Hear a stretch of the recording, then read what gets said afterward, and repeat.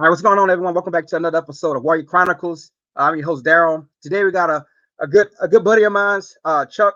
Um, he a former special operator in the Navy. So we're gonna jump into the episode. Welcome back to another episode. And Chuck, go ahead and introduce yourself. Hey, everyone, how's it going? I appreciate you having me on. And my name is Chuck Stration. I was active duty for 13 and a half years right out of high school. Went to boot camp in April of '08. Went to Buds, graduated out to Team 10. Did 2 deployments out there. Then I went back to San Diego as a first phase instructor. And then I came to Arizona, where I currently am at right now as the Spec Ops coordinator and facilitate all the PSTs for Arizona, New Mexico, Durango. Got out November of 21, and I'm a student at ASU to get my second degree in sports science and performance programming. So, Shit, that's what's up, man. You already answered a couple of my questions because I was gonna ask you. That's one of the questions I was gonna ask you. If, like, did you like do time in like this conventional Navy before you went over to the Special Forces community? So where you from? so I'm originally from Michigan. I was born in Royal Oak. I grew up in Ferndale, which is, if anyone knows, it's like really right next to Detroit. So I just say Detroit for people that don't know. Moved out of there after I graduated from high school. Came out to Arizona, where my dad's at right now, and I joined the Navy out here. I was here for I don't know.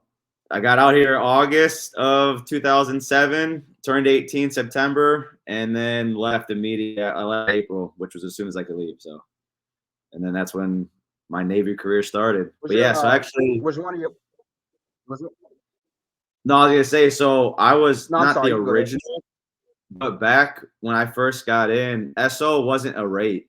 So before, you used to have to go boot camp, go to whatever A school you were going to go to, and then after you finished your A school, then you would go to Buds. And then when I got in, SO, special operator, became an actual rate, and that's when you could then go straight from boot camp to Buds. And then if you didn't make it and you washed out, then you went just needs the Navy. So it's like little dive right there. Was was was any like anyone else in you, like, was your mom or dad in the military? Like, So what my caused you to move around from Michigan to military? No, so no, I have a very interesting upbringing, I guess you could say. My parents split when I was like 3 or 4, and then they each got remarried, had more kids. I got 6 sisters, 3 brothers. My dad moved from Michigan out to Arizona when I was 12, I believe it was. And then he just stayed here, and I grew up with my mom until she politely asked me to no longer live there after I graduated high school. So I moved out here with my dad, and then I knew I wasn't gonna go the college route because it wasn't my thing. Yeah, I'm just joking, man. I was gonna say, is your mom black? Because like black moms, as soon as you make 18, they be like, get the hell on, get the hell on out of here, go find something else to do. So No, but I how mean, was it I growing grew. up in Michigan? Like, cause I mean, I had a roof over my head, I guess. Not I guess. I had a roof over my head. It wasn't like the best financial position, I guess you could say, but I wasn't homeless. So it was cold. yeah, That's why I love Arizona. I hate being cold now, especially after being in the SEAL teams. Like, everyone's like, "Oh, you were a SEAL, so you should be used to being cold." I hate being cold that much more. I hate being cold. I hate being wet. I don't yeah, go to the beach. Like, no, I'm good. Keep me hot, keep me dry, and I'm yeah, straight. yeah. Because I was gonna say, like, that's a huge difference. Like Michigan, where it's cold and it's snowy, and then it's like Arizona, where it's like dry, humid, and it's just like desert, and you pretty much always guaranteed good weather in Arizona.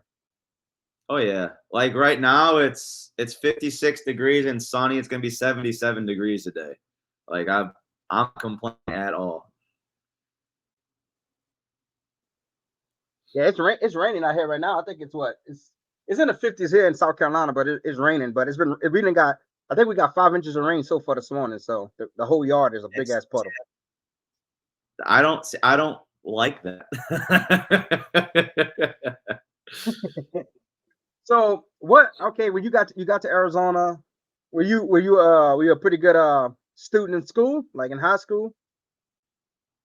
Let's see. I needed a 2.0 to play sports.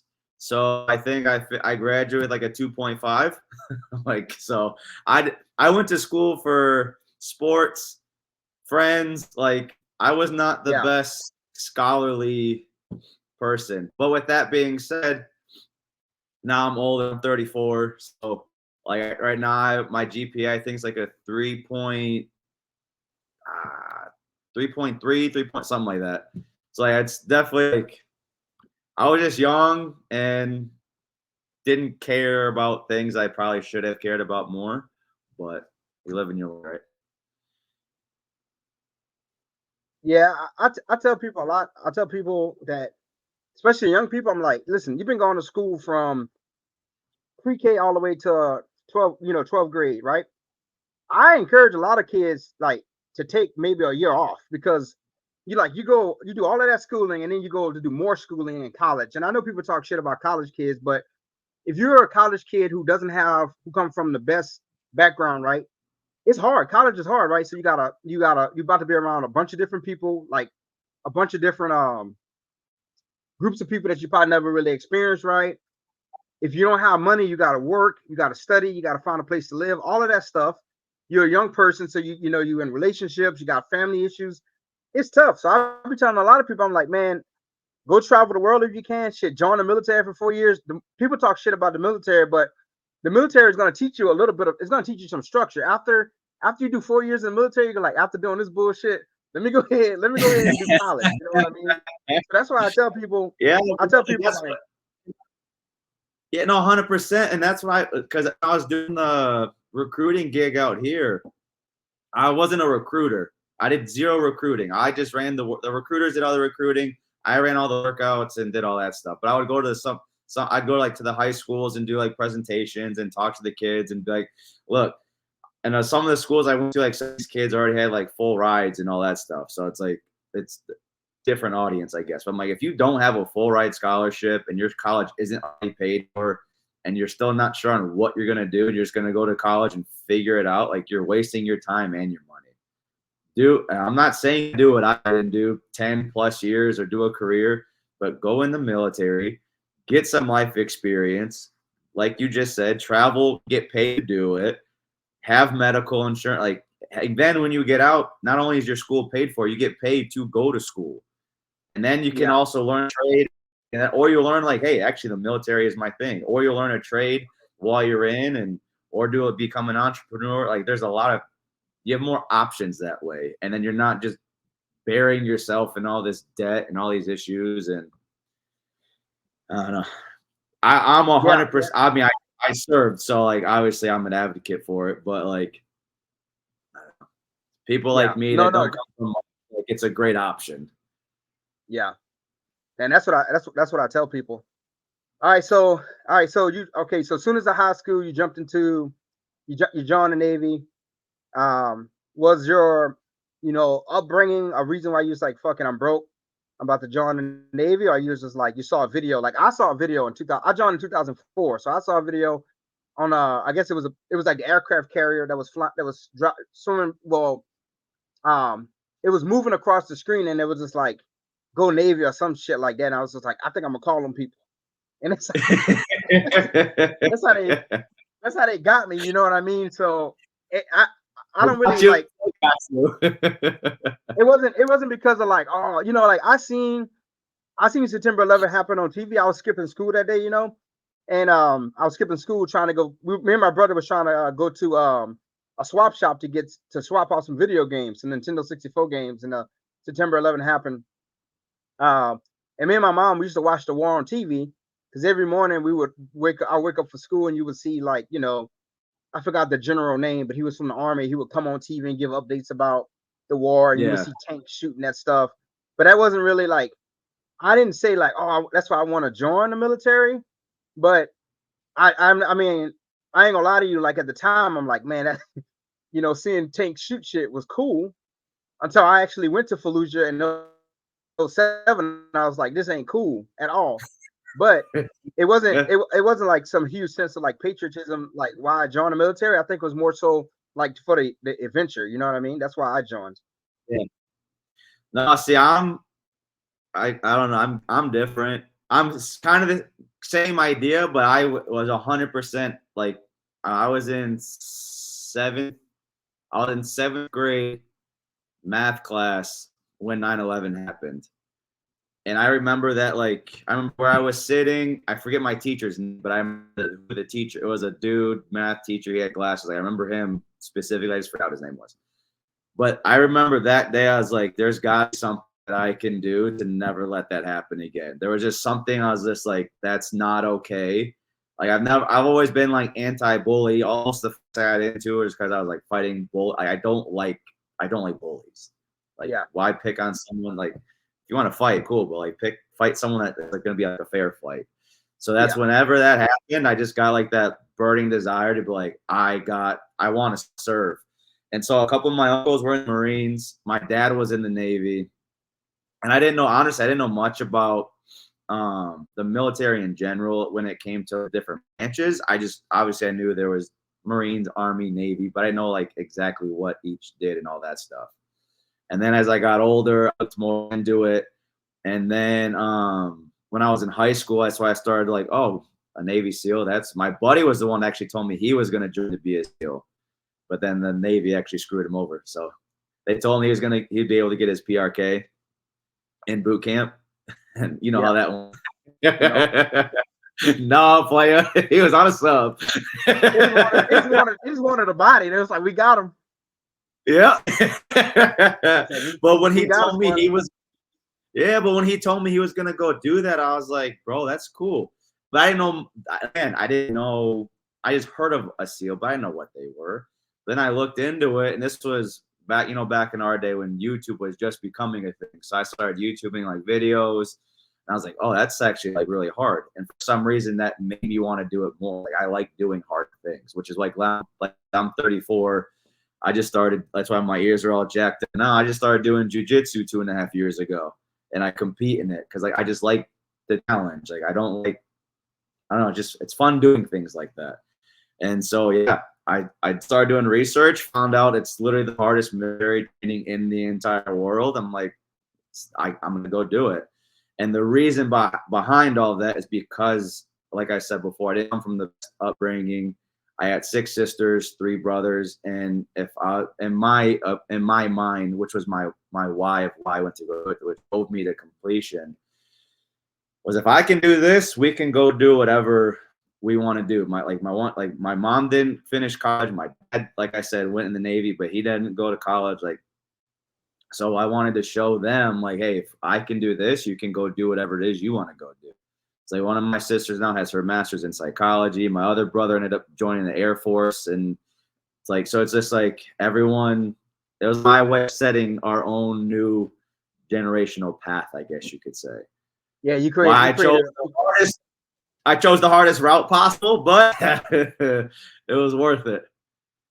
Yeah, a lot of people, go to do a trial for special forces because you just don't go to special forces like it's a pipeline. It's really tough, but a lot of people do that to push themselves to see exactly what they have made up inside of them. Because some people probably been told all their life that they was never going to be anything.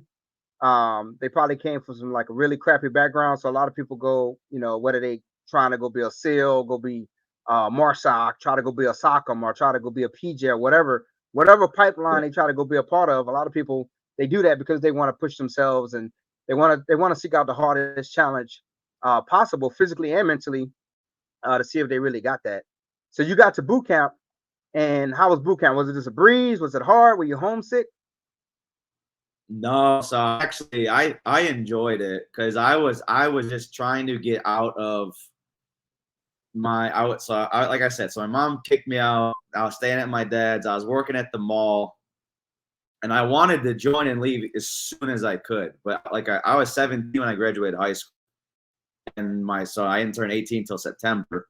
So when I moved out to Arizona, I was only 17. My dad's like, I'm not signing any papers. When you turn 18, if you still want to join, I'm like, Dad, it's a month away. Like, you're just prolonging the inevitable. So I was ecstatic once I left. And then when I got there, I was only 8, like I was a baby. I was 18 years old, still immature. Like, this isn't new now, but when I was in boot camp, I really only had to shave like once a week. I would go in, just throw some shaving cream on and make it look like I was shaving. I had no facial, like nothing. So for me, it was kind of fun. And until like I would like purposely get in trouble just so I could work out. And then they started catching on to that. So then they had me start writing essays. So I wrote one essay, I got to stop messing around because I don't want to write any more essays. But no, it wasn't bad. Like, it was like it is what you make of it, you know. Like, it's only 2 months. It's not like it's 2, 3, 4 years. Like, it's 2 months out of your life. And at 18 years old, like I'm not getting in trouble. I got food. I got a roof, and I was in Chicago in April till April, June. It was like the weather was not bad. Like, I wasn't cold. Like, it was great timing. And then when I graduated out of boot camp, it was like it was in June. So then it was nice outside. I got to go. I mean, I forgot the Liberty rules and all that stuff. That was a long time ago. But whenever I was able to go like downtown and go enjoy the pier and all, like it was, I liked it. I made it an adventure. So so obviously I joined a little bit before you, but when I went, I remember on the Sundays we'll be in the corner rapping and shit. Like whenever I went to boot camp. But did you go to pre-buds was after you graduated? You had a SEAL contract, so did you go straight over to the pool and do the pre-buds type deal? But they had that program. So when like I said, so when I joined, I think I was only, I don't quote me on it. And I know whoever sees this, they're gonna be like, "Oh, he lied. He said it wasn't the first Buds prep class, but I know I was like I was one of the beginning classes. I think I was like the second or third class of like doing it. And so so we went. It was across the street, is what we called it. But I graduated June something at boot camp, and then went to prep from June until August, because usually it's about 6 to 8 weeks. And then you go to Buds right after that. Okay. So all right, but Buds is only in San Diego, right? It's only in Coronado. It's not. Yeah. Okay. All right. So y'all, you get to Buds. How was that? Because a lot of people have misconceptions about Buds. Like, I have one of my best friends. He a first lieutenant right now with one of the SEAL teams in Virginia, and he, like, obviously me and him used to hang out on the weekends, like when they would get a little bit of liberty. And so a lot of people, it's a misconception that like you guys don't have, like, I know you guys don't get a lot of liberty, but like he still was able to, like, he didn't even live, he lived off base because he was married. His wife's a doctor, so he was married, and I think Armando has 2 kids, maybe 3 now, but at the time he had 2. So how was that? Like, you know, coming over from Chicago, going to San Diego, getting ready for Buds. I mean, you still was pretty young. You was 18, 19. So how was that for you? I was 18. So for me, it was a culture shock, essentially, because like I said, I'm from the city, and I had never been. I've been by lakes. I've been by rivers. I've been to the ocean, I think, before that, I should say. I went to Maine one time. I was Atlantic, and that was it. So I had never been to the ocean, really. So like, and I went to Hawaii one time when I was 16 with my dad. So in my 18 years of life, I had gone to the ocean like twice. Sorry, I mean to cuss. But no, you can curse, man. It's all good. Okay, all right. I'll just let it fly then. But yeah, so it was different, to be honest. Like, it was trippy, but again, I made it I put it in perspective to make it. It's already going to be super shitty, so like, there's no point complaining and making it more miserable for yourself. So I put it in perspective. I'm literally living in Coronado, California, where people pay thousands upon millions of dollars to live. I get Yeah, 3 meals a day, oceanfront property. Like I'm living, and I'm only 18. Like I'm living yeah. the life right now. Now I get my shit pushed in Monday, Friday from sun up till sundown, and then afterwards. But it's like, fuck it, I don't care. It's fun. I mean, and for me, so like I said, I was 18. I was the bellboy, so I was the youngest person in my class, and so it was my duty to shine bell that everyone rings out on. I had to shine it every Yeah. single day. And then before the instructors would get to the office, I'd go have to hang up. And then so in buds, you want to be what's known as a gray man. You don't want to be you don't want them to know in first phase essentially anyways, like especially before Hell Week. If they know who you are, it's usually not a good thing because you're bottom of the class, you're not doing what you're supposed to do. Either you're physically you suck, or you have a bad attitude, or you just don't want attention. So being a gray man, just blending in, that's the only time it's actually like a good thing. Well, being the youngest, the bellboy, and they literally see me every single day. So needless to say, they'd be like, Stration. And I run back over there and they're like, what the fuck's wrong with the bell? Da, da, da. I'm like, what do you mean what's wrong with? And there's like someone like took their finger just like and just smeared it. Oh, They're like, what is this? I was like, that wasn't there this morning. I did this was perfect. They're like, why are you calling me a liar? I said, no, I'm not calling you a liar. I'm just saying that wasn't like that when I hung it up. Like, go get the fuck out of here. Go get wet and sandy. So it's like they're gonna do that. But I made it fun. Like I don't know. What I always tell people, Buds was the best shittiest part of my life because I became man there. You don't have a choice. Either you do or you don't. Like you don't know. You know they're gonna feed you, but you don't know exactly what time or when it's gonna happen. And I used my ignorance as like a good thing. I'm like, well, I don't know when it's gonna happen. I don't know how hard this is gonna be. I'm just gonna go until they say stop. And if I can't, then we'll go from there. But that's like, and then on the flip side though, like everyone, you have like the people are thinking like you have to be super super fit. You got to be healthy. You got to be in shape and all that. However, everyone there is like that. It's all meant. It's like I say, some say 80. I say it's like 90% because they're gonna hit a physical breaking point where like you physically just can't do it, but you still be like these ain't gonna be the best push-ups, but it looks like I'm like doing the worm or something. But as long as you're showing that you're doing everything in your willpower to just move, that's what they want to see. And especially because now, like I said, I was a student and then I was instructor for 3 years, and I was lucky enough to be in first phase, which that was a blast. But you get to then see. I don't want to put too much. I don't know who's. I'm not gonna say exactly what, yeah, yeah. but like Don't. Yeah, yeah. Don't. yeah, no. But I'm saying like there's a method to the madness. Like as a student though, you're just like these guys have no idea. They're just winging it, which is the whole Yeah, point to make it seem like it's great. But like it's very very safe and very very organized. It's also very high risk, and you can't prevent everything. Shitty things do happen. Um, I actually, I'm trying to think how I can phrase it. I was actually under investigation for 16 months because something happened to someone, and I was being accused, which is why I was not able to work from May of 2016 till July of 2017. So yeah, but I mean, yeah. I mean, there's shit.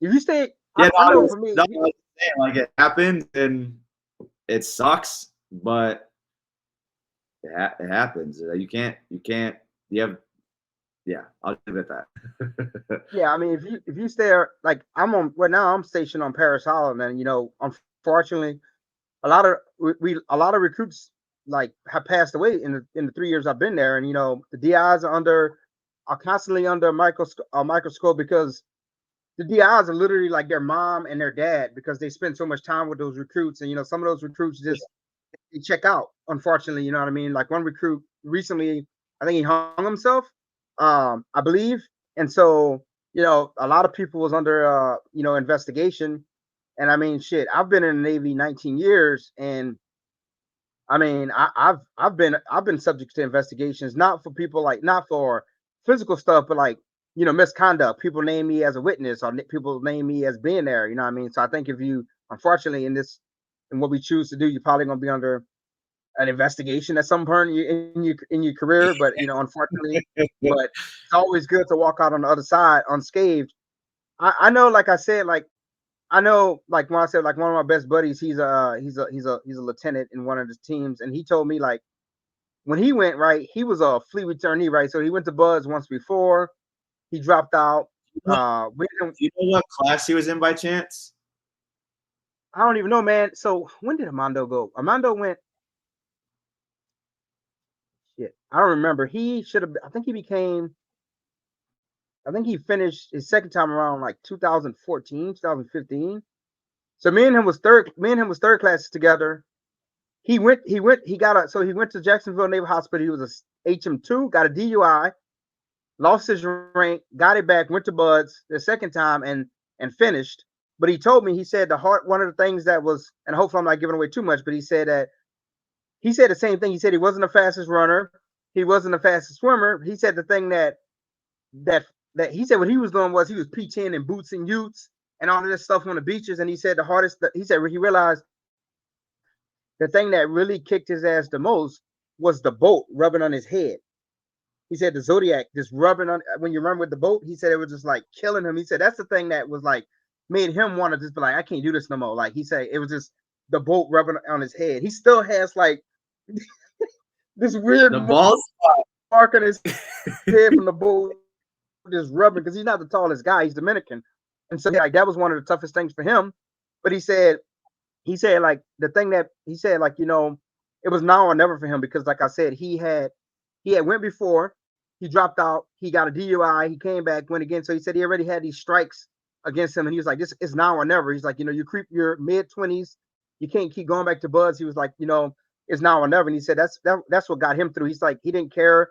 He said because it was guys that was like studs. He said it was a guy in the class that was like had ran all of these marathons all around the world. He was the fastest dude on the beach in all of the time runs, the fastest swimmer. But he was like, he was one of the first people also to drop out. And he was like, it's not about, you want to be in shape, but he said like you just want to be able to keep going. He said that's what got him through. I think he said he had like pneumonia. One side of his lung was just infused with fluid. And he said like he damn near felt like he was gonna die, but he was just like when he went to medical, the doctor was like, can you still physically perform? He was just like, maybe not very fast, but I still can do it. And they said, all right, go back to training. He said he made it through. So like you said, it's a controlled environment. It's safe. They're just not going to have you out there like offering yourself. Like they're going to push you, but you also get some buy-in. Yeah. Well, that's the thing, though. It's like, oh man. I'm glad. First off, I'm glad I got out when I got out because this shit is like it's just different now. I know like there's older guys that said the same thing when I was young. Like it's general. It's always my class was the last hard class. Like that's always the same. But like just to go off of that, like him not being the fastest. That's the thing is like it's not about what you cannot not will, you can't, you won't, it's never gonna happen. You will not make it through Buds on your own. It's called you're in a boat crew, like it's your team, like 6 or 7, depending on how many people are in your boat crew. But you don't carry the logs by yourself. You don't carry the boat by yourself, and you will never do it by yourself. But that's the thing is like that's why I can't about how much pain you're in, how tired you are, because you're not the only person. Everyone else is just as tired, if not more tired. Everyone's in just as much pain, if not more pain. Like you said, like it sounded like he had sight. Like someone may have it in both lungs. Some dude might have a broken leg. Someone like dudes dislocate their like it is grueling. But it's like, what are you going to do to not think about you to help everybody else out? And that's why I'm saying me being as young as I was, and like I said, just I'm not gonna say I was stupid, but like I was naive. So I very easy for me Yeah. just to be like, well, this is just how it is. This is how it's going to be, and there's nothing I can do. Like control what you can control. You can't control the cold. You can't control the heat. You can't control the boat. You can't control the weights. All you can do is control what's in between your ears. That's it. And just keep the buddies around you. If you can just make them smirk, the more like if you can have like I remember there's a few times surf tortured. Or I forgot we can't use the word torture. We're doing surf immersion, and they want you singing because it brings up everyone's spirits, right? So that's like so we do we start singing, and then the waves would come in, boom, crash on top of us. And then we slowly start get pulled out, and the instructor's like, "Shut the fuck up! Stop singing!" Da, da, da. And one of them like came running out to just come scream, but it's like they it just you need that camaraderie. It's just like any like playing football and doing fucking two a days or I don't know like what other I played football and baseball, so that's the only ones I really know. Yeah, I Like played football, but I remember the 2 days. yeah, they suck. No one in like it's not fun, but you're doing it with your best friends. So what do you like? What complaining does nothing. So you can do it in a funny way though, like man, this shit sucks. It's hot. But if you smirk and make a joke about it, and then like bring and like you'll make more people like you. You don't want to have people not like you, especially when you're doing stuff like that. Yeah. And so when you doesn't like it helps being fast and strong and all that, but that's not going to be what helps you make it or not make it. It's going to be what you have here and what you have here. And so the only way, like everyone has their own reason why of they do it, but it has to be a strong enough reason why to keep that commitment. And that's the biggest thing is people just aren't committed. And that's like one of my favorite words is commitment because commitment is doing what you said you're going to do long after the emotion or feeling has left. Like when like the whole like new Yeah. year, new me thing. Like this is like that time of year. Everyone's like, oh, when January 1st hits, I'm gonna start going to the gym. Why start then? Start now because it's going to be Yeah, do your it now. habitual. Like Yeah. yeah, like start doing it now. Start making a plan. If you don't like, it's not gonna be. That's why. What is it?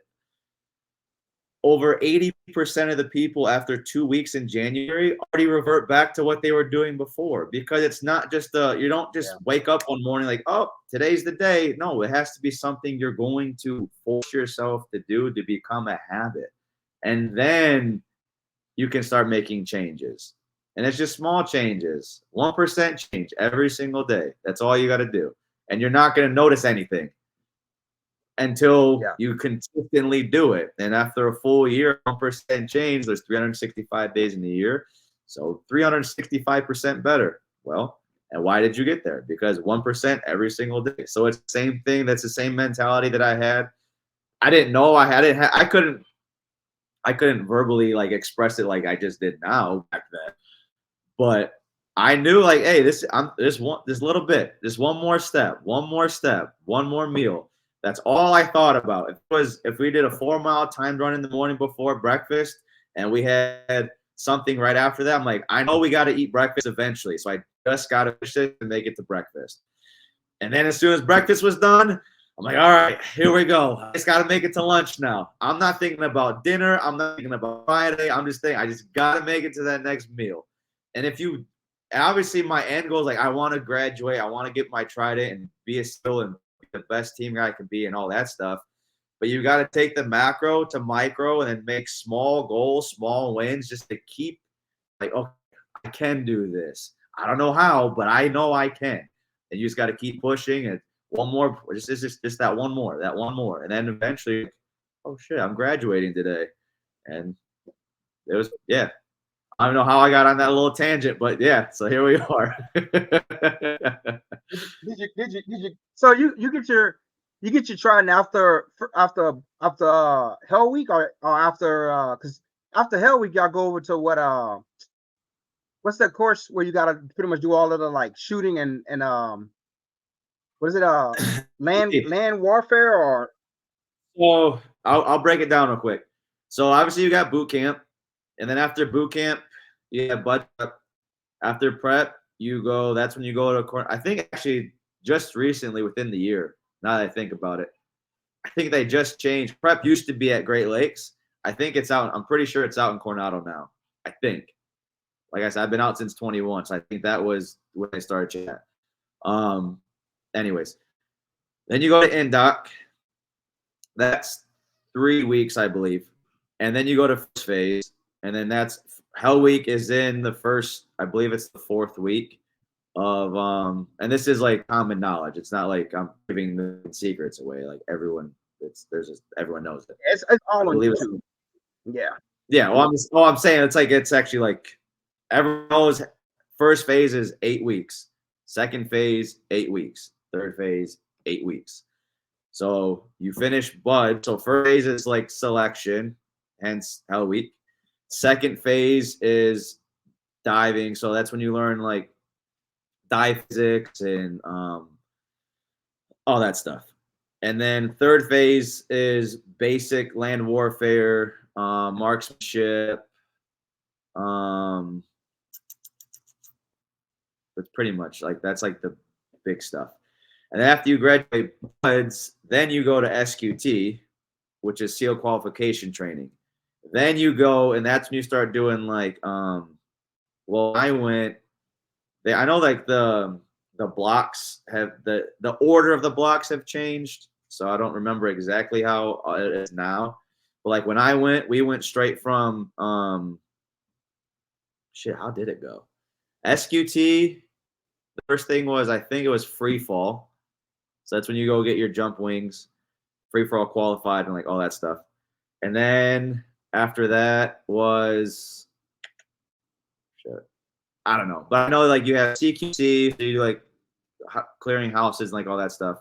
You do that, then more land warfare, more shooting, more diving, and that's more in dive. So now instead of like the instructors telling you, all right, you're gonna start here, dive here, and do this. Now you're building your own dive plans. Like, okay, we're gonna insert here, we're gonna do like and do all that stuff.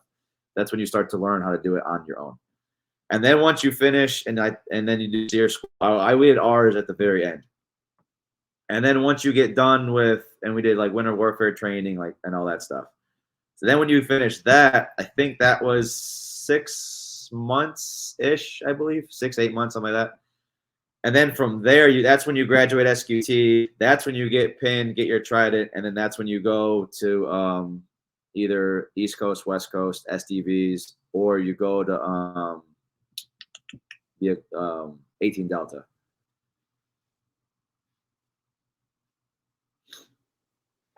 You what you was West Coast still or were you Virginia? I was at Team 10. I was at East Coast.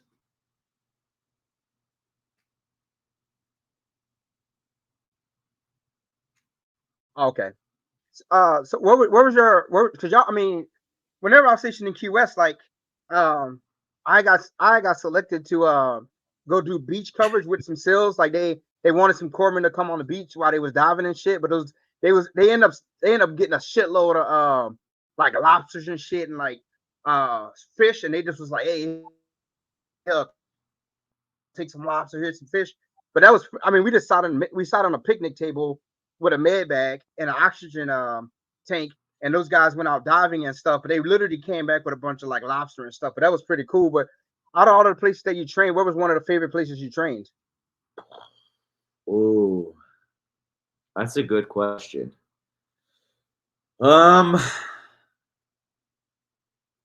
So non-deployment wise, I would say the best place I went was probably Key West. That was, yeah, it was a good time. The water is so Key West it's the legit, man. clearest It's beautiful. water. Bro, it's the clearest water I have ever dove in my entire life. Like it's like you're not even underwater because I in like the bay in fucking Coronado, Yeah. especially at night, you could barely even see your hand right here. So like diving out there, you can see so far away. And then there's this one spot, I forgot the name of it, but you ever seen the movie Finding Nemo? Yeah. You know the part where like they start right on the turtle's back and like there's like shifting like this. Yeah. Well, there's a spot in Key West When where you talking about when like the turtle, like the bus driver or whatever. yeah, bro, there was a spot literally like made me Yeah. think of it because you would hit it, you don't even kick. All you're doing because you have like a compass board, your attack board. It has like a compass on it to tell you like which way you're supposed to be swimming. My own job. So you got you and your dive buddy that's attached to you. So he's like in the water moving like you like this, so you don't fucking hit a rock or like nothing down there. And all you're doing, you're not kicking or nothing because it's making you like rip through the current and you're just holding it like going like this. It was awesome. It was so much fun. But yeah, Key West was fun. Yeah. Good food. Um, good vibes. Well, I went in it was we went in August, and so the weather was beautiful. And every weekend there was a new cruise ship that was like coming in, so there was always new tour. Like it was good. Yeah. You started a. I think we used to start our we used to start our we call it the host stroll on Wednesday because Wednesday was ladies' night, and then the cruise ship came in on Thursday. So you try to get you a weekend girlfriend. But yeah, Key West was cool. So all right, let's get into the let's get into the deployment stuff, right? Because I know people want to hear about that. So your first deployment was where? Afghanistan. I was there for March of 2011 until January 2012. I was there for 11 months. So it was long. Okay, so you was what province were you? Were you Sort of South were you Taranco supporting? in TK. I'm sorry, I didn't hear you say what. I was in sort of southeast. I was in Taranco, which is we just call it TK. Okay, okay. And what was you guys' primary? What you guys just doing? Going after high value targets, or what was you guys just training up the Afghans? What was your mission? Well, I mean, We don't. I mean, I understand. no. I got you. Yeah, No, yeah. we did a little bit of everything. So because of where we were at, we would go out. We'd help their we didn't live in the villages. We were on like the actual sort of southeast at the headquarters. And so we'd go out to other compounds to help create more white space for them. We'd go out like 2-3 weeks with them. We'd do our own ops and do our own things from there, either drive out or we'd fly out, go out. It just honestly, it was kind of cool because I got to do all of it. I wasn't just stuck doing just one thing. And yeah, we had to train the commando and all that stuff, but Yes. yeah, Um. I'll, So I'll just what were leave it you? at that. Yeah, yeah. I know a lot of guys. So you guys have like a lot of different skill sets, like radio medic, breacher. What Yeah, was what were your specialties? What were you like I sniper? was, What was your? I was a lead breacher. Like to me, Okay. I didn't I didn't want to go and be I want to be a sniper only because like I don't have the patience for it. In my brain, I just wanted to embody being like my idea of what a SEAL was, which is the first dudes fucking kicking in the Yeah. door, like just boom, blowing stuff up, like shooting the big guns. Like I was an A-dub. So like on my first deployment, I was the usually like the main A-dub, so automatic weapons. So I either carried a Mark 46, which is 5.56, or Mark 48, which is 7.62. And then a few times I carried my M4, but usually it was just an A-dub. And then, yeah, that was my thing. I liked just probably why my hearing's so bad right now, but I loved it. Dude, it was awesome. Building like the best school that I went to, for my opinion, the best school that I went to was Breacher School because it's straight up just man camp. You work out, you eat a bunch of you're with a bunch of dudes building explosives, blowing stuff up, but learning how to like you're not just taking like a bunch of C4 throwing it on a wall and destruction. You have to learn like, okay, I want this door. You have to read the hinges. Okay, which way is this door going to open or close? You have to learn like methodically go through the obviously the sneaky, quiet way. So it's like it was just cool to learn like. But then if I needed to blow something up, I could, and I could do it to like I need a this size hole. I know the wall is concrete or like whatever the wall is made of, or there's rebar or like supportive structures or like. So it was really cool just for my brain to like, because I'm good with math. Like math's always been really easy for me, and I like I said, I like doing man shit. So there's nothing more manly than fucking taking C4, C2, C6, like building whatever, like water charges. Like you would put like like just there's so many thoughts going through my head right now just because like I get very excited about it. So being a breacher for me was awesome. Yeah, I was my last deployment in 2019. I went IA, right? So what I do now is I do environmental, and in 2019, I guess I don't know where the conversation happened at, but I guess like a lot of the naval special warfare, they wanted to know about what were the guys been exposed to in all of these remote locations. So they wanted to get what I do now, which is preventive medicine, involved. So they tapped me and another guy to go to uh, Africa with. I think we was attached to SEAL Team 2 first, and then we chopped over to SEAL Team 8. But Okay. we went to Germany. We met the Africa Special Forces, like chain of command, real cool dudes and chicks. And then we went to Djibouti, and then from Djibouti we chopped over to Mogadishu. We went to Somalia, and we was at the outstations there. We went to Kenya. We went to Baladogli. We was traveling all around, like literally whatever teams they had at these outstations. It was like, hey, we want these guys to come and do. We want them to come do soil, air, and water sampling, right? So we'll show up, and then like we didn't have Africa until I learned about. I didn't know really much what was going on in Africa until I actually went to Africa and saw just how kinetic Africa is with Al Shabaab and all those guys. But I remember we showed up to one of the outstations, and we had to have a sponsor, right? So one of our guys, I'll just call him Billy, right? He was a team LPO, and he was like, "Y'all don't have any weapons?" We was like, "Nah, we just got these M9s." And he was just like, "Nah, I have this." So he just gave us like a fucking M4 with a suppressor on it, and we got the little I forgot the little carts that you drive around in, like the little what they call a Raven or whatever. LTA Yeah, TVs. it was like the little but it had like a goddamn machine gun on it, and like because we had to go on the outstations, right, and we had to do our sampling. The guy, obviously it was like, hey, this is technically safe, but Al Shabaab is watching us or whatever.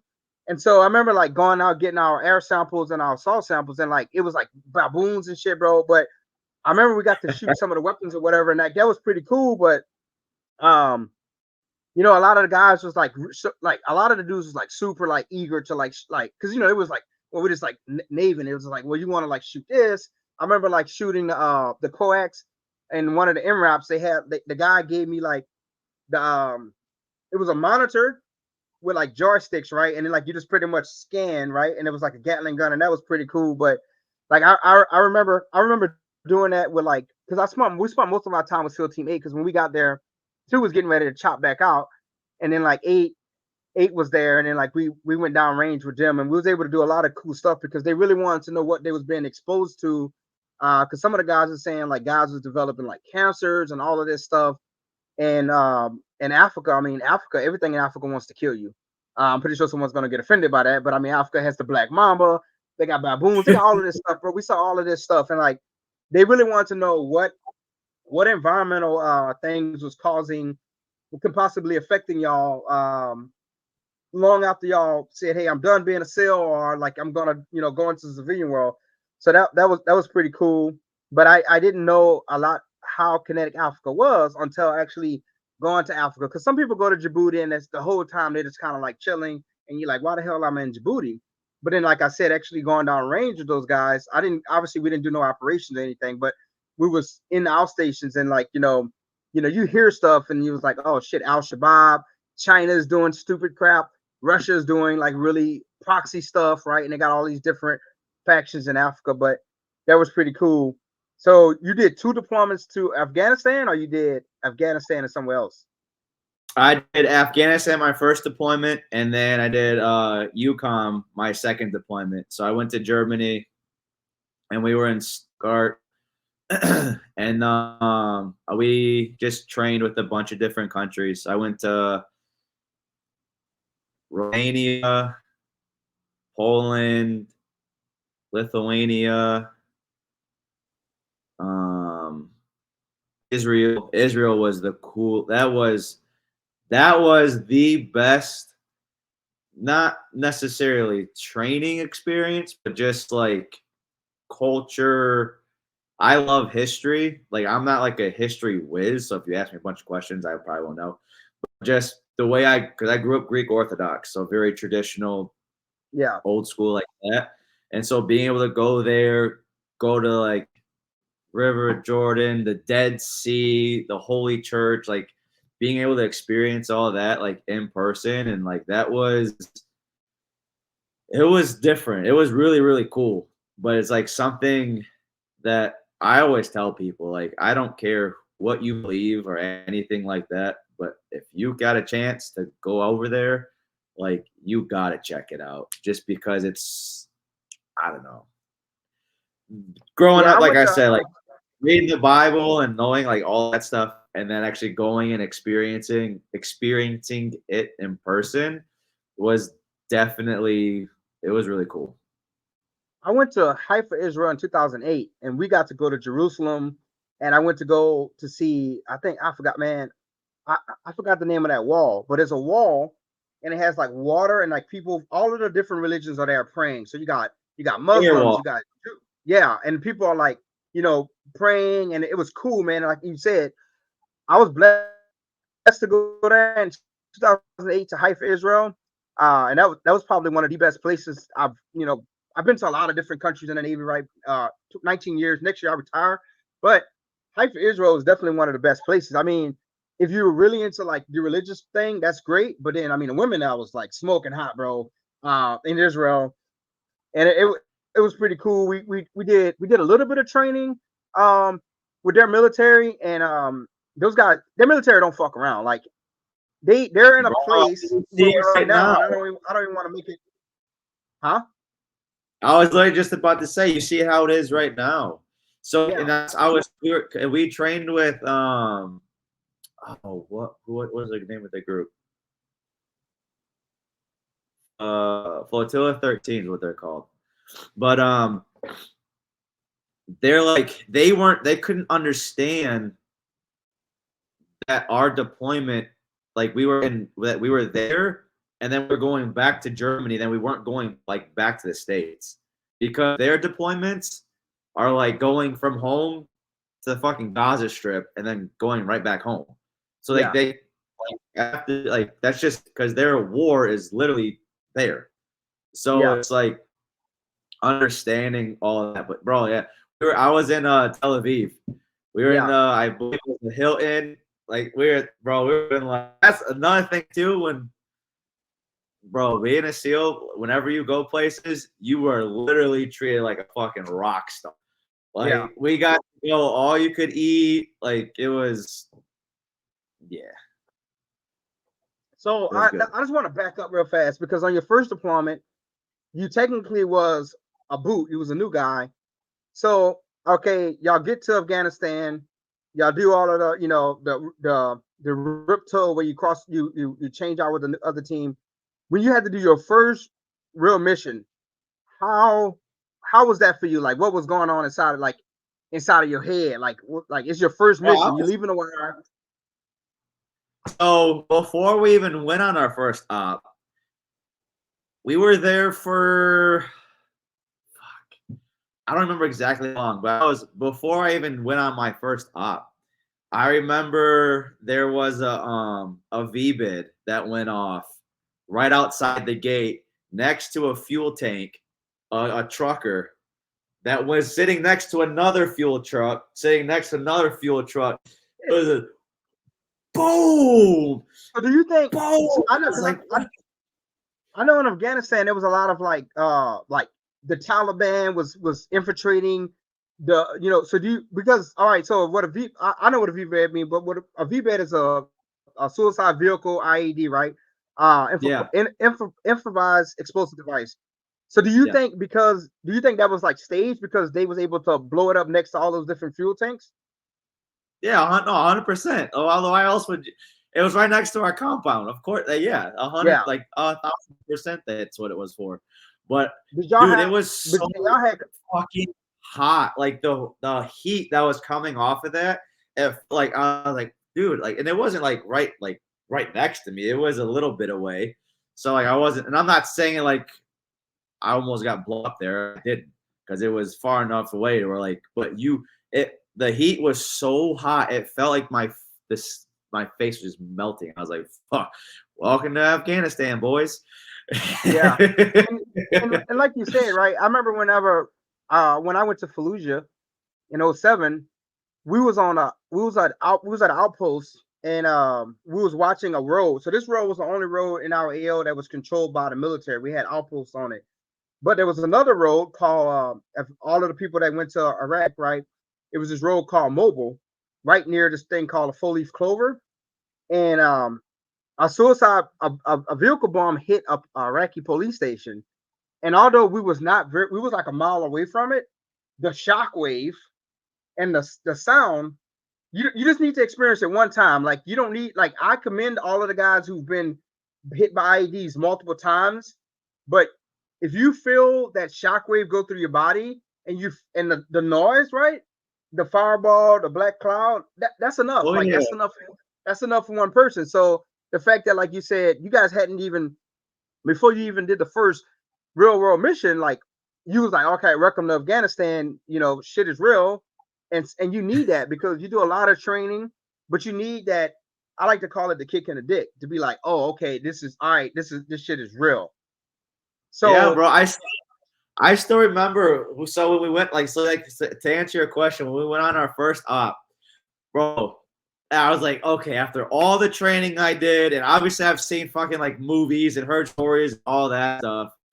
I remember still on nods going into our first compound, and I'm just waiting for someone just to like, just because I'm like fucking tripping myself out. And I go in, I was like, oh, it's empty. Like there's no one even in here. I was like, okay, I can fucking relax a little bit. yeah, so then like, so then the more ops we went on, and then like, yeah, we got into a couple ticks here and there. Like it happens, but that's one thing I will say. Like, bro, we can get shot all day. Rockets can get shot, but like you said, bro, you hear one IED, and I've heard multiple, but like hear just that one go boom, you're like, oh, that's a yeah, but yeah, whoop real quick. yeah.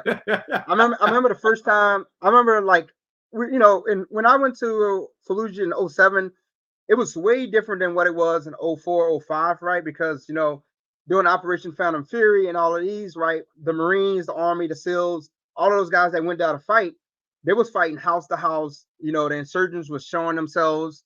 When I went, it was more they were shooting through windows from on rooftops, and then they was dropping their weapons and running away. Like out of all of the casualties that I had, I don't think we ever saw anyone who wounded a Marine, right?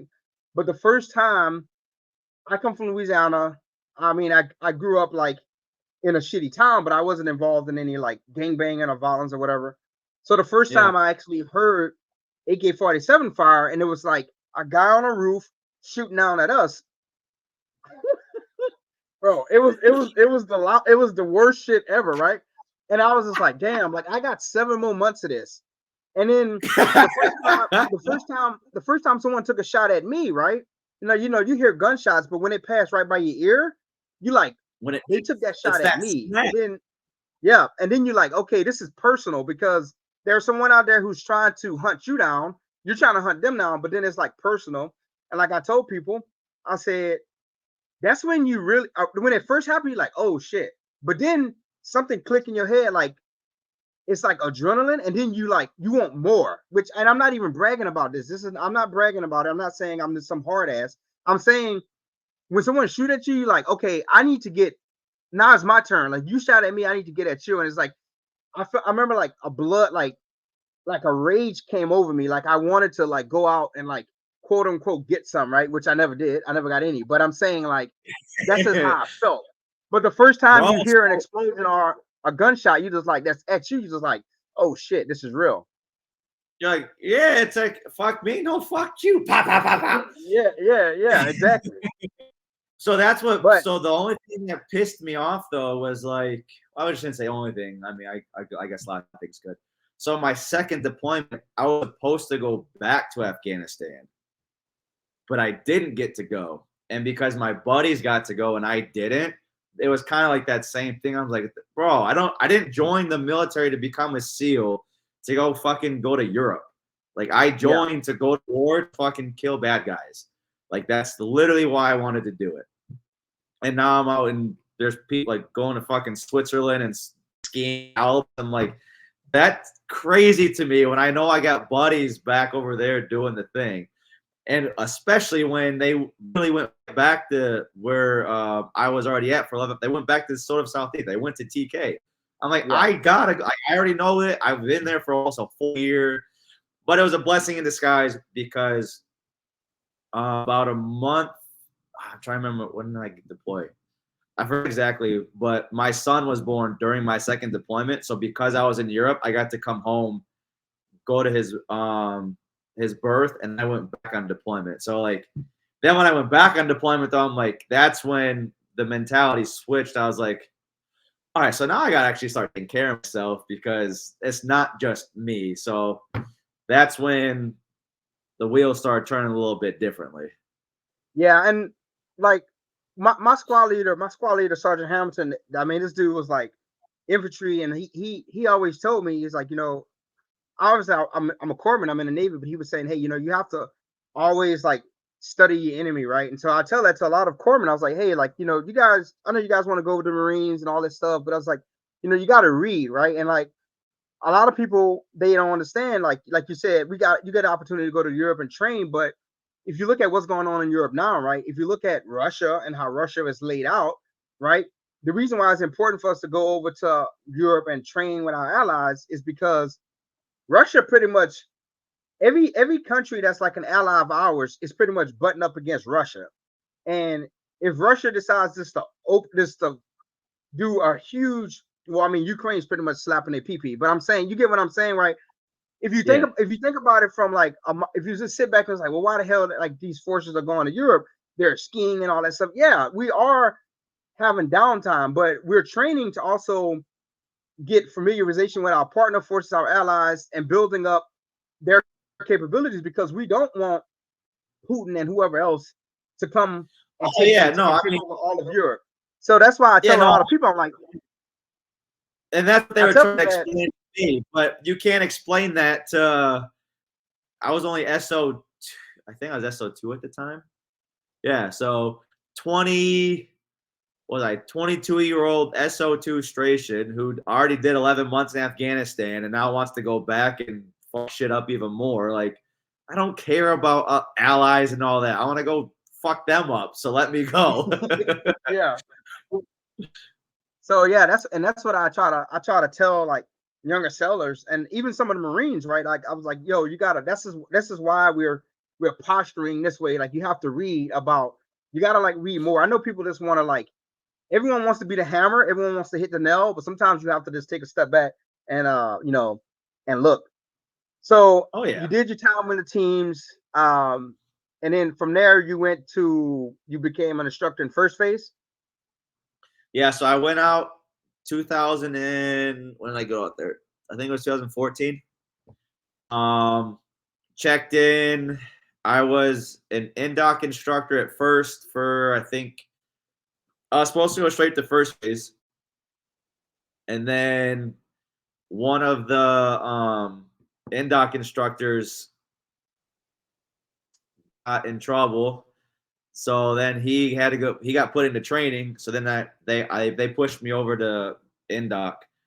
I was only supposed to be there for like a couple months until someone else came in, but then it was like a year, and then there was more instructors coming in, and I wasn't getting replaced. So I was like, dude, what the fuck? Like the whole point of me coming here is because I wanted to be a first phase instructor. Like that's what I was gonna go do. So then I eventually got to go over there, and then yeah, so I did half of it was in doc, and the other half was in first phase, and it was cool. So you guys, can y'all stay in the teams the whole time, or do you have to do like a okay? I don't even know the verbiage, but okay, you're in the teams. Yeah, so y'all have to do a shore duty, and then what is that? Is that like select? Is that like instructor? What's some other opportunities besides instructor that you can do on shore duty? Trade it. So the training detachment. So like, for example, if we're gonna go do say like land warfare training or CQC or diving or whatever, then you're at trade at and you're the one putting all the training together for the teams to come in to do their 2-3 week land warfare training or whatever the training block is. Yeah. Oh yeah. So I was supposed to go to what's it called? SEER school, right? So because like I said, like I got selected to go with the special operations, they were sending some of the IAs to SEAL school. I didn't go, but a couple of people went. And one of my buddies, he was literally an RP, he was a religious personnel, petty officer, right? This was that, right? He was like, bro, they sent me to like a 2-week course, and he was like, they beat the living piss out of him. He said like it was some girls, right? And like the instructors was look, I'm not even gonna talk about it because it's sensitive, but he said that like they said, hey, are you not gonna do anything? And he was just like, I don't know them. And he said like they was just slapping the living hell out of them. And he's like, bro, what kind of shit did I? He was like, bro, I'm just a religious petty officer. Like he was like, I'm not even a special operator. I'm probably gonna be giving them Bibles or whatever. And he said like they like, he said he was in like some mountains in San Diego or whatever. And he said like they was just beating the living piss out of him. And he was just like, bro, he was like, that was like the worst. He said it was fun, but he said it was also like crazy. So I know you had to do that. Like, what was that like for you? So again, I was young. I wasn't very mature at the time. And so it was hard. I'm not an actor. I'm very blunt. I'm straight, black and white. Like, so it was hard for me to get into character, I guess you could say. So like when they're like questioning you and like I'm like you're gonna slap. I don't like okay. I'm not gonna kill me. You're not gonna shoot me or nothing like. So it's like it was really hard for me to get into it. And so they would like, especially the chicks, they had to like, prove a point. So they would ask questions and I would give smart answers. Bah! They're like, pretend this is the back of an AK-47 hitting you, but really just getting backhanded. So it's just like, yeah, he was like, man, he's like that that shit was. He said that was wild, but he got out now, but he said he was grateful he actually went to did that training, but he was like that. He's like he don't know if that would have been a real world scenario. He's like, man, I don't even know how I would have been able. Did you hear about like the POWs from World War II, the Vietnam War, and you just like, damn, bro, and like back then, Japan and all those guys. Here's the thing, like in my brain, the reality, if they capture me, they're not playing 21 questions. They're gonna set up camcorder, do their stuff, and then done. Like that's all that's gonna happen. So it's like I don't matter what I tell them because I'm gonna fucking die anyway. So yeah, you're gonna be on a video. You're gonna be on a video on live leaks or something like that. So that's what I'm saying. Like, and it's not because they're saying, "Oh, say hi to your mom and you miss her." No, it's like we're gonna make an example out of you. Like, yeah, I'm like, bro, I still remember. I have a funny story. Well, actually, I have a bunch of funny stories. Like me and my buddies, we all just do it. It was we made it so fun. Like again, it sucked, but you just make it what you want it to be. And so I remember we had someone interviewing us, and we hadn't eaten for a little bit. And like I'm Greek. When you pull out pita bread and hummus, I'm like, ooh, that looks good. I haven't eaten in a while. And the guy was like, oh, so I got to ask you some questions, blah, blah, blah. Like, what name? And I remember, like, there's some things you can say and answer, and there's some things you can't. Man, he set that pita bread, and again, I couldn't get in character. He put the pita bread and the hummus in front of me. I was eating, like, I sat back. I was like, what do you want to know?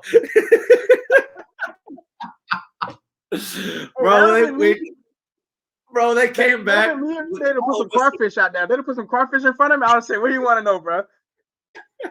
Bro, they had all of us in a room, and they're like, and they went down a list of people that failed like miserably. It was me and a couple other people, and they're like, but you did the absolute, you answered every single question. I was like, sorry, I was hungry. The more I answered, the more That's crazy. Yeah, I mean, shit, you give me some crawfish or some seafood, I'm like, all right, bro, like, shit, what do you keep it coming? What do you want to know?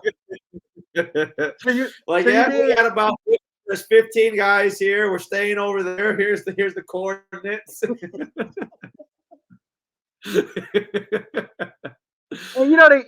it's the time to make the mistakes is in training. Obviously, that's the time to make the mistakes. You know what I mean? So yeah, because I grew up, don't be a snitch. And with the job that I had, I'm like, bro, nothing's gonna happen to me. If in the sense of like, I'm not gonna say anything if God forbid I fucking got captured or caught or whatever. First, it has to happen, and then secondly, if it does, that's why you always had one extra round, and just in case. Like, if I'm going, it ain't because of you, it's because of me. Like, I'm not. Like, it just was never going. It just never was an option. Yeah, I thought about that a lot. I was like, I'm not, because like you said, I mean, I'm not. I've watched. I used to watch Faces of Dead all of that time. Like, I saw when they used to behead Americans. Like, you're not capturing me. Like, I'm gonna just take my own stuff out. Like, because I would to spare I don't want my family and them seeing that, so I would to spare them seeing that, and I'm just gonna go out on my own terms, because you know what they're gonna do to you. Like, they're gonna, if anyone paid attention to why we was in, we had the Battle of Fallujah. They had those Blackwater guys. They ambushed them. They strung them up. They burnt them. They strung them up to the Green Bridge in Fallujah, and their families had to see that. All of it was all over the news, right? So, now, mind you, those guys didn't know that was going to happen to them. But if we always learn our lessons in blood. So, if, like you said, if I'm in a situation where it's me behind a rock and it's like 30 dudes coming at me and like there's no other help, I'm just gonna take my own stuff out. Like, I'm not gonna like get my arms cut off and get decapitated. And they're gonna videotape it for propaganda, and I'm just not gonna allow that to happen. So, you just gotta, unfortunately, I'm pulling a pin, holding it, ending it, and hopefully I catch a couple of them in the process. Like, that's not like, no, I'm sorry. Like, and again, people do their own thing and all that, but it's not how I was going out. Because I still remember I saw a video. I mean, there's a bunch, like you said. I mean, they set people on fire, they would drown, like whatever. I'm like, no thing. The one I remember the most, it's like I think it was was it a news reporter? I think it was. I don't remember exactly, but he was in an old jumpsuit. They slit his throat, and he started like, I'm like, that's not only is it like an awful way to go, like, bro, that's so. I'm trying to like not be extremely like disrespectful, but like the amount of like unmanly I get, like, and then they just opened up like 4 or 5 was like, dude, like, there's no respect. That's what I was going for. Like, no, if I'm going under my way, not your way. So because none of the people that we go up against, They don't respect the Geneva Convention or none of that stuff. They just, which No. sometimes that pisses me off because I'm pretty sure you remember this, but it was a bunch of it was the Taliban had they killed the Marine or whatever, and they did some foul shit to the Marine. And then when I think it was some Marine Corps snipers, when they got a hold of those Taliban dudes, they pissed on them and all that stuff. And then everyone was all butthurt. And I'm just like, why? Look what nobody that we fight falls under the Geneva Convention. So if they get one of us, they're gonna desecrate us. And it's like, why? I don't care. Okay, they pissed on them. They pissed on them. Who cares? Like Bro, they probably did why do you worse. think that's like you were saying before, they're not stupid. So that's why when they would start shooting, they would then drop their gun and go away because Yeah, because ROEs, they knew the rules of engagement. yeah, they know if, well, hey, I don't have a gun, so you can't shoot at me. Which of course Yeah, so we would never do that. yeah, but that's what I'm saying. Like I don't. Sometimes I just wish, sometimes I wish I can take Americans and just send them somewhere, but have them in like behind a force field. But they don't know that force field is there, and so when they start getting shot at, obviously they don't get hit, but they still can hear the rounds impacting. Because a lot of people, they sit back and they just they don't understand exactly what's going on, and they have opinions, and it's like, bro, that's not how it happens in real life. You know what I mean? Like the The only same people way that with have those Guantanamo. opinions are the ones that have never been and they will never go. So that's Yeah, why, like when I was younger, it used to like thoroughly piss me off. But now I'm just like, you're just ignorant. yeah, You don't know what you don't know, and the way you're saying it is that you don't want to know. So it's like it's not even a conversation. Like you're just wasting your breath and your energy. So you just let them finish what they're gonna say, sound really stupid, and then move on. Just yeah. like I just saw a clip the other day with Theo Vaughn. He's like, you know what? There are three genders: male, female, and stupid. Like I started laughing. Yeah. I mean, that makes perfect sense because you are like, ignorance is bliss, but I feel like if you're gonna, I mean, I've been a victim of this too, where like I didn't know what the hell I was talking about, so I just went bam on social media and said some dumb shit. But sometimes like you gotta do some research. You know what I mean? Like before you say stuff, because you just everyone else probably know exactly what's going on, and you that one person that don't know what's going on, and then you just look like a fucking idiot.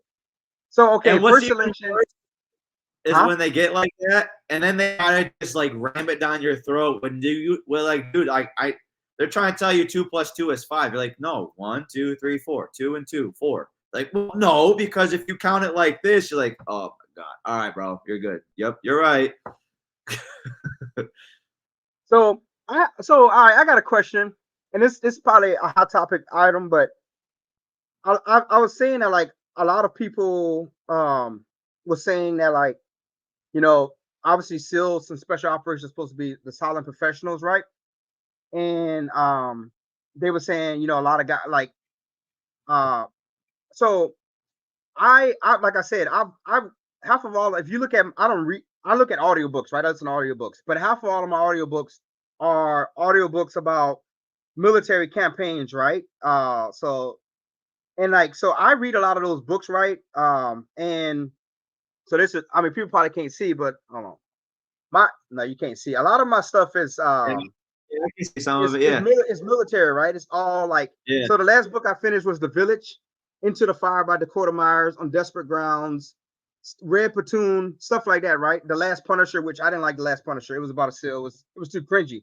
But they say, oh, SEALs shouldn't write books, or I know some people was giving the SEALs issues that trained Keanu Reeves for John Wick.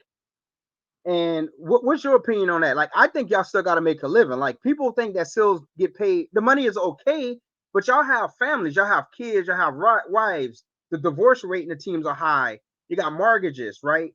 Y'all not All of millionaires. the above. I'm divorced. I got a kid. I'm paying child support. Yeah. So, what's your outlook on SEALs who are writing books, or maybe training actors, or whatever, going on podcasts, right? Like talking about. I mean, who am I?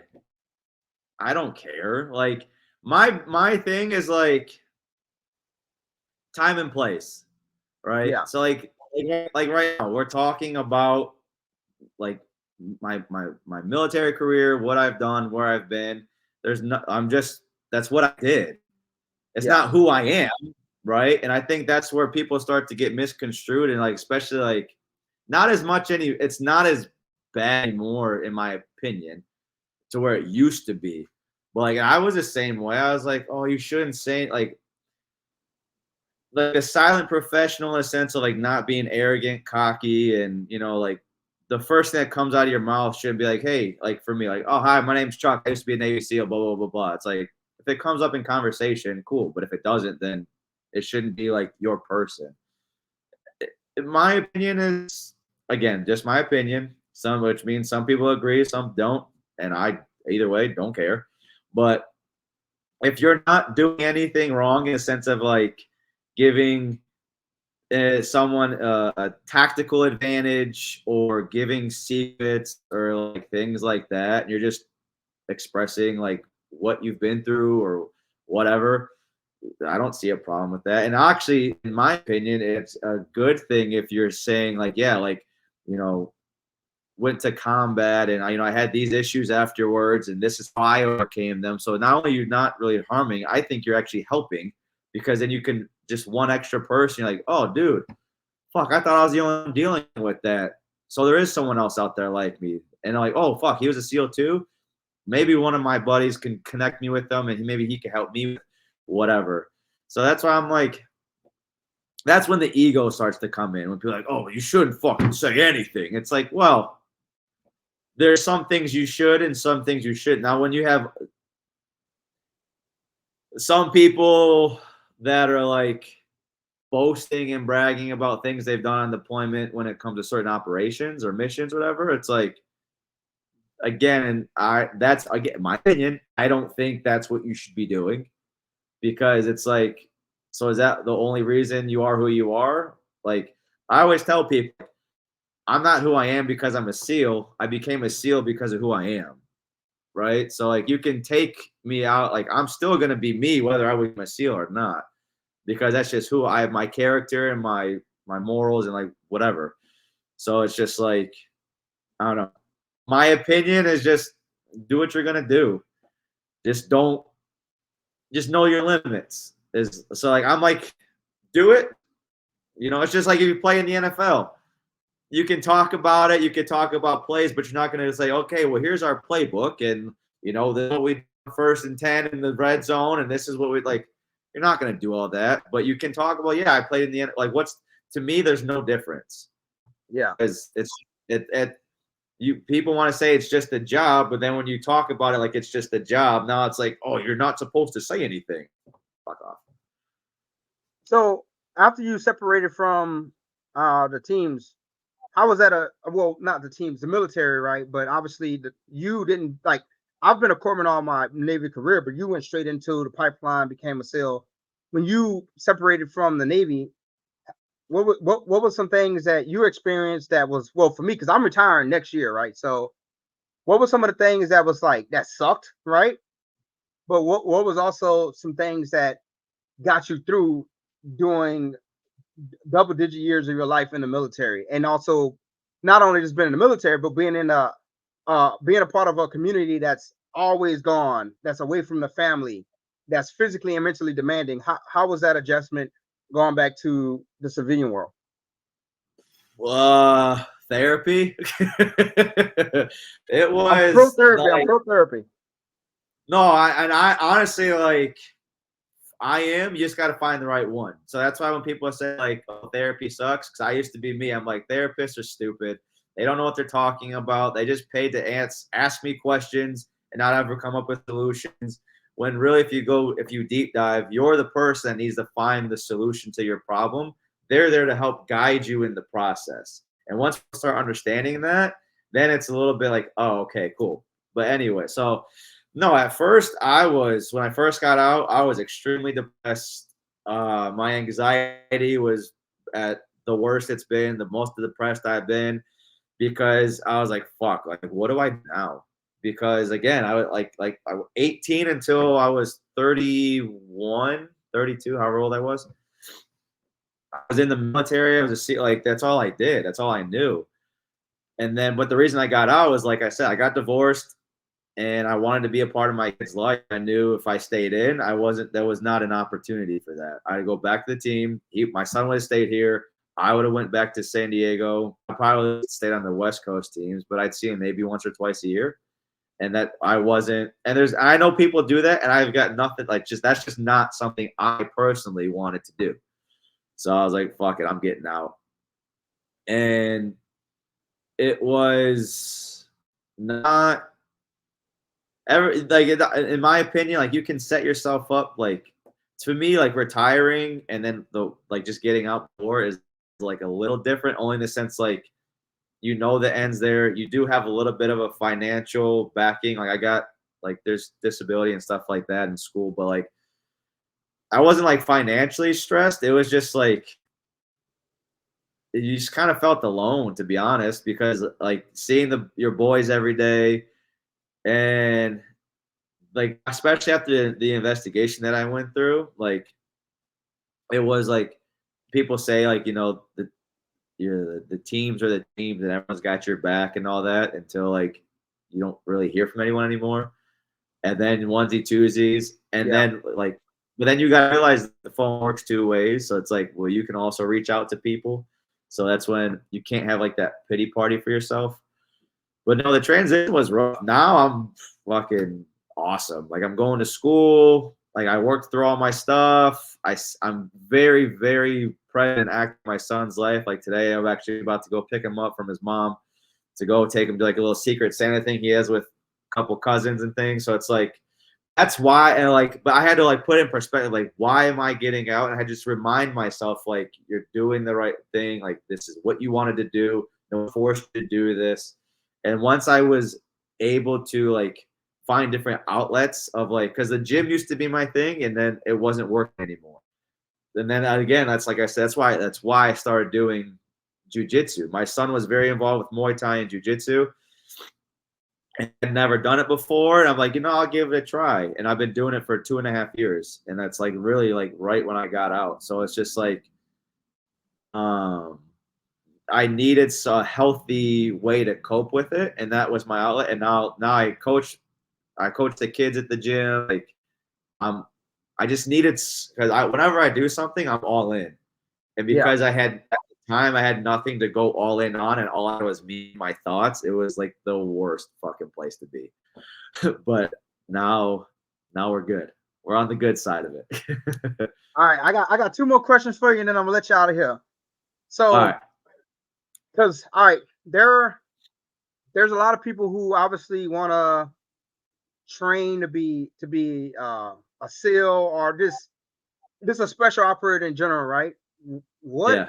if you can give them a little piece of advice to better prepare for that pipeline or that lifestyle? What would it be?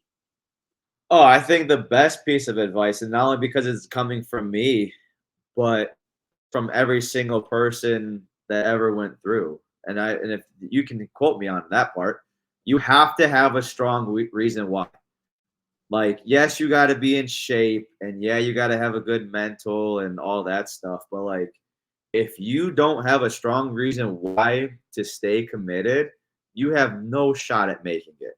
If you're only, and it can't just be something as simple as like, I want to better myself, or I want to just challenge myself. It's like that's not enough to make it through. It's literally going to be the most likely. I shouldn't say literally, but most likely, I can go on here and say it's probably going to be literally the most mentally and physically, emotionally challenging thing that someone's going to go through. So if you don't have a strong reason why to do it, you're not going to make it. Because there was a point like I didn't hit, but there was one time where I was like, dude, what the fuck am I doing this for? This shit sucks. And some people say they never thought about quitting, and maybe they didn't, but I highly doubt it. Everyone has their own mental breaking point. And mine was, I'll still remember it to this day. one of my buddies, we were deconning, so we were cleaning off all the Zodiac. We just got done doing a surf passage. We're just cleaning off the boats, cleaning off the life vests and the helmets, like getting all the salt water off of it. There were no instructors around. We weren't getting beat or nothing. It's just us cleaning. I was like, dude, I'm done. Fuck this. This shit sucks. I don't like it anymore. And he was like, so what are you going to do then? I'm like, I'm just going to do my time in the Navy, get out, and then, I don't know, I'll figure it out after that. But I don't want to do this anymore. He's like, well, who are you going to call? I was like, I got to call my dad. And then that's when I like clicked in my brain. I'm like, wait. All I did was tell my dad how I'm going to do this. I can't wait. And he's going to be the first person I'm going to call to tell that I'm not doing it anymore. And he's going to say why. I'm going to say because it's hard. Of course it's hard. It's supposed to be hard. Yeah. That's why you're there, because if you want to be the best of the best, well, then go do it. If it was everyone would fucking make it. And that's when it clicked. And luckily for me, that point in time happened before Hell Week. So once Hell Week came, I was mentally like, I don't know what's going to happen, but I know I'm not quitting. So, and the reason that was like, you just have to make that decision and stick to it. And you got to have, and you can't do it on your own. You got to have someone you fall back on that you trust, like my buddy, who actually, this was his second time through Buds, because he had gone through the first time and he had quit. And he came back the second time. He's like, bro, there's the worst decision I thought about all. As soon as you, because there's, as an instructor, there'd be kids, I say kids, but obviously they're all adults, but there'd be dudes that would quit. And then literally an hour or two would come by and they're like, they thoroughly regret the decision. And so I always tell people, you cannot make an emotional long-term decision. You have to think it through. Like, okay, if I quit, is it because I'm quitting because I actually don't want to do this anymore? Or I'm just temporarily uncomfortable? That temporary uncomfort, that's going to pass. But if you really don't want to do it, then and there's nothing wrong. If you quit, like, there's nothing wrong with it. Like, you're not less of a man. That's another thing too, is like, you're not less of a human being if you aren't a SEAL. Like you're not. I respect you. My dad's not. I respect him. Like, it doesn't. No one's gonna look back like, oh, you quit. Oh, you quit. It's like, at least you went. You figured out. Hey, you know what? This isn't actually what I want to do, and that's fine.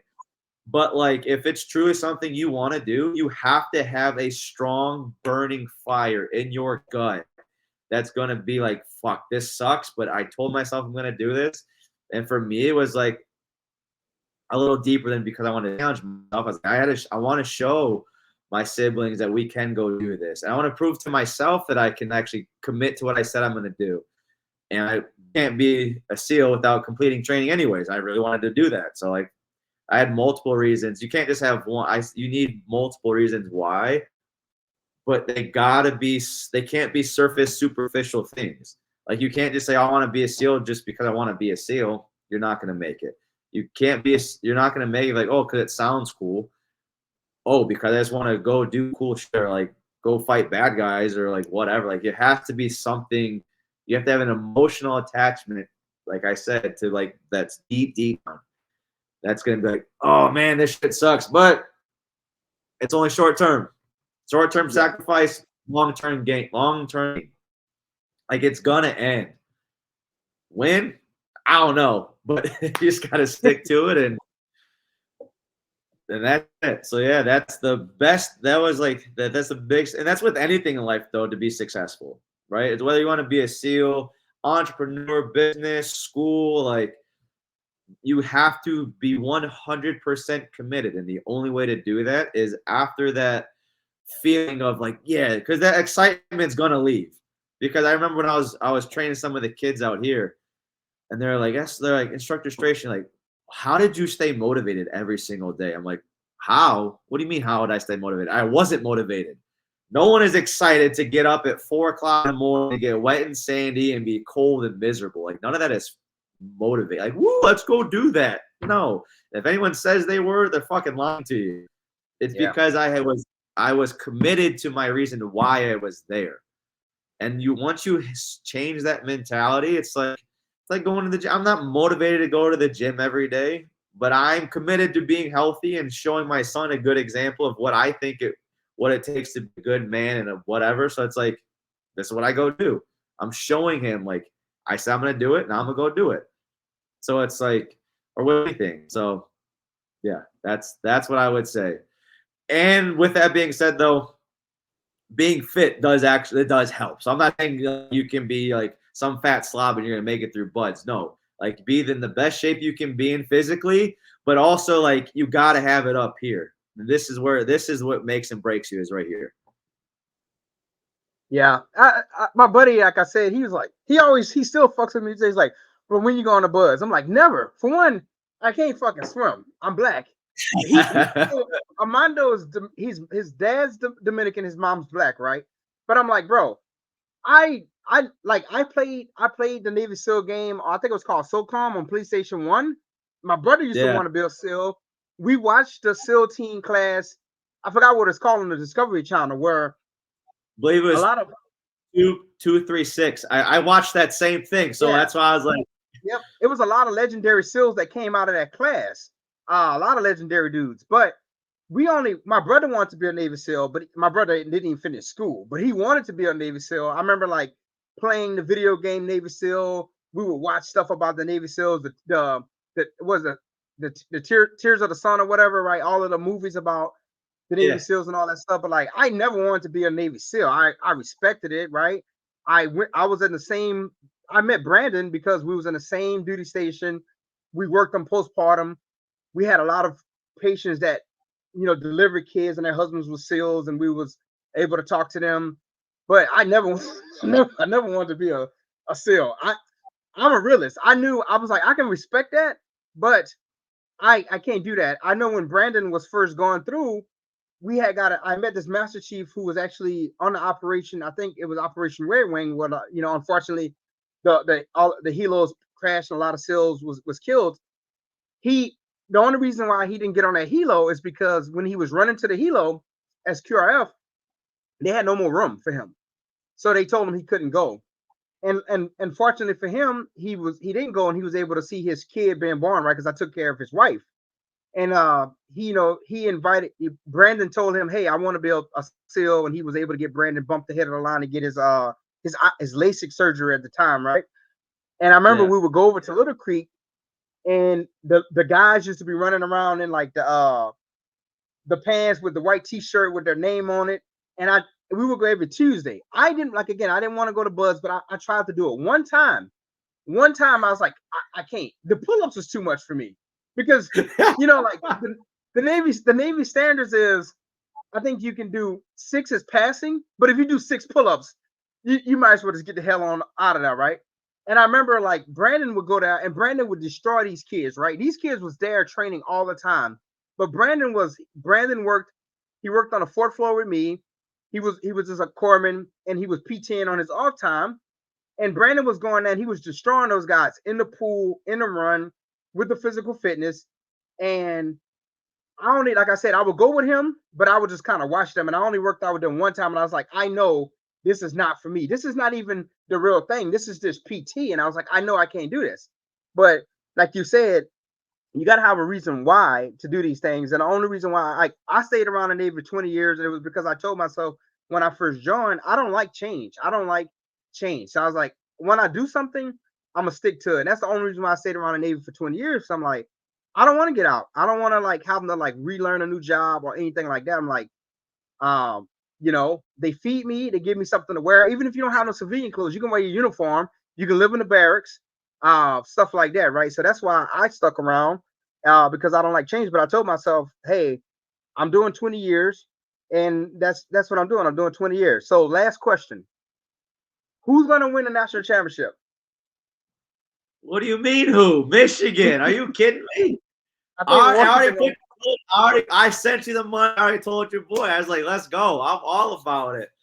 I think Actually, Washington gonna win, man. Get out of here. I think Washington gonna win. I'll bet you too. I'm pulling it up. I bet. Hold on. I'm pulling up my FanDuel, so give me a second. Let me see. One moment. Now, I'm very biased, like I said. I'm from Michigan. I was born and raised a Michigan fan, so that's just how it is. However, on March 3rd, 2023, I made a $15 bet that Michigan would win Natty this year. They were plus 1,000. So I'm about to Okay. win 100. So I'm about to win 150 from that. About to get 50 from your boy. I'll get 50 more from you if you want to put it down. Like, I don't care. Well, I'm gonna think about it, man. But I don't bet, but I'll think about it though. But hey, Chuck, man, I appreciate it, bro. I appreciate it. This is the second episode. I had a couple other people that was like lined up to do it, but obviously life happens, right? Same way with you, we're supposed to do this, but you had Yeah. this. I had duty yesterday. I didn't even remember I had duty until the night before. I was like, oh shit, I got duty. Yeah. And stuff like that. But I appreciate you coming on the show, man. I greatly appreciate it. You're the second guest. I appreciate it. Um, you can go ahead and promote yourself. So if you got like a business that you are running, or if you want people to follow you on social media, you can go ahead and tell people where to find you Yeah. at. But they got I put my Instagram handle right here at Chuck Stration Jr., the one and only. I train over at Double Five Jiu-Jitsu. It's in Arizona, so if you're not in here, it don't matter. If you are, it's in Surprise off the 303 in Greenway. Train under Ishmael Aoki, phenomenal professor. I coach the kids. Yeah, and I just go to school right now at ASU. So fork 'em, baby, Sun Devils. But yeah, no, I appreciate you having me. It was a blast. If you ever like want to shoot another one, I'm all about it. Like this was actually my second time doing it. Actually, that's funny. It was your second one, and this is my second time doing a podcast with someone. So like, I'm actually like, I'm enjoying it because all you do is just shoot the shit, have fun, and then people listen. Cool. If y'all want to ask me any questions, like whether it comes to like buds, military life, the transition out, whether like you have, especially with the transition out, like you're like unsure about things or you just need someone to talk to, like reach out. How I am here is this is just me. So I appreciate you having me on, bro. For real. all I right, had a man. good time. I'm out. All right, take it easy.